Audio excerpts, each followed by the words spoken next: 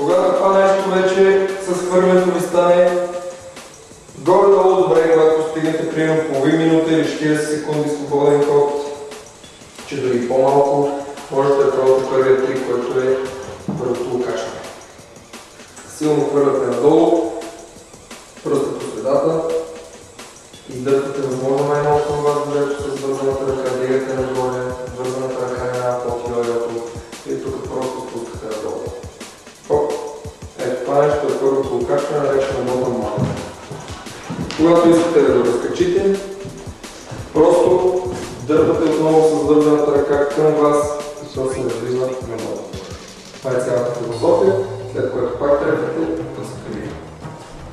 Това окачване е първият трик. Може да се прави по този начин, който ви показах. Хвърлям, прибирам, окачвам.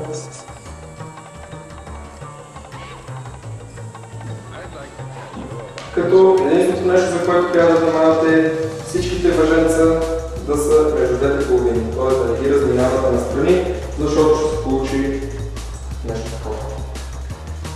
Това е. Внимавате да не изменяте половини. След като направите bottom mount, можете да направите обратното на bottom mount, т.е. reverse bottom mount. Хвърляте, само че този път пръста от външната страна на ножето не е вътрешно. Отново дигате нагоре, само че този път гледате откачено. По същия начин на обратната страна, разкачането става съответно. По същия начин на обратно. Ето го едното нещо. Ето го другото нещо. Това са първите два най-лесни в този спорт трикове.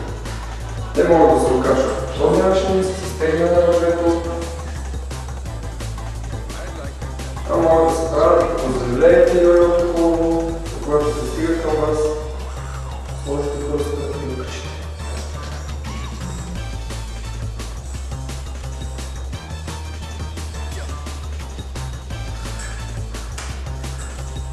Може да минава директно от едното на другото, с двата пръста показалеца и средни. Може да се показалеца и палеца. Защото, както ви е удобно. Когато се поиграете повече с йо-йото, годинка-две може да стигнете до неща, като познавате.